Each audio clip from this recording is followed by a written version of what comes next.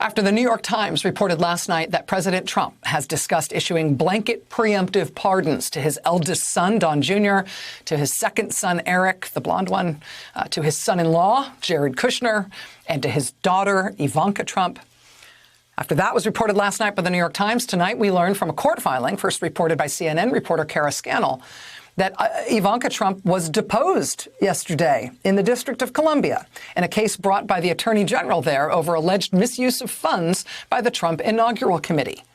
You'll remember that the illegal funneling of foreign money into the Trump Inaugural Committee was already the subject of one of the successful federal prosecutions that derived from the Mueller investigation, a man named Samuel Patton, convicted in conjunction with illegal foreign money being brought into the Trump Inaugural.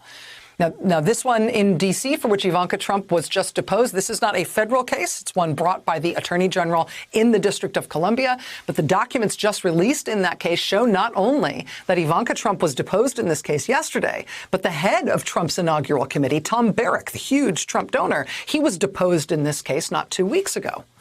The documents released by the court related to this case today also show that First Lady Melania Trump has been subpoenaed in conjunction with this case, again, about alleged massive misuse of funds for the Trump inaugural.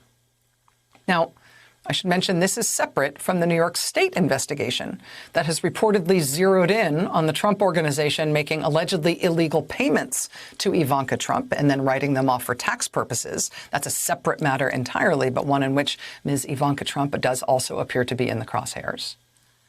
And it should be noted that the president can only issue pardons for federal crimes, not for state crimes or for the kind of case that's being brought in the District of Columbia over the inaugural committee here. But in the past 48 hours, we have learned that the U.S. Justice Department has been investigating some kind of alleged cash for pardon scheme involving the president's pardon powers and clemency powers, involving officials at the White House.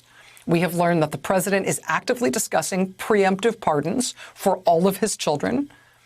And we have learned that the president has recently been in active discussions about also pardoning preemptively his made-for-TV lawyer, Rudy Giuliani, who was reported to have been under federal criminal investigation as recently as this past summer, before we suddenly stopped hearing all about that. And then Attorney General William Barr fired the prosecutor who was overseeing that office in SDNY that was apparently leading that investigation.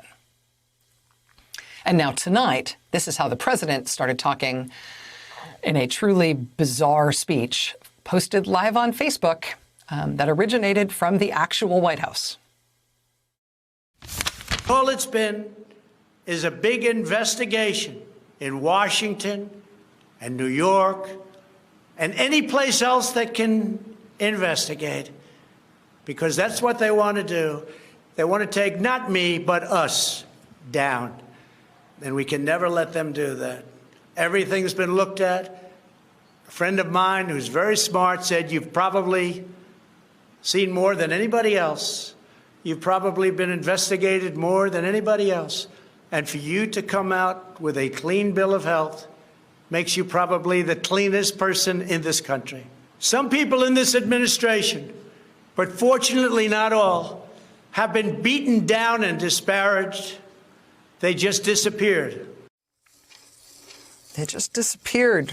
The people who you thought would protect you from, the president tonight made this long, rambly, 46-minute Facebook statement from the White House in which most of the time was spent making wild and false allegations that somehow he didn't just lose re-election. But he did. And no, before you ask, no, they can't move up the federal inauguration date for a new president, the way they did for that governor in Tennessee back in 1979. The presidential inauguration date is in the Constitution. That's not changing, no matter who wants to change it.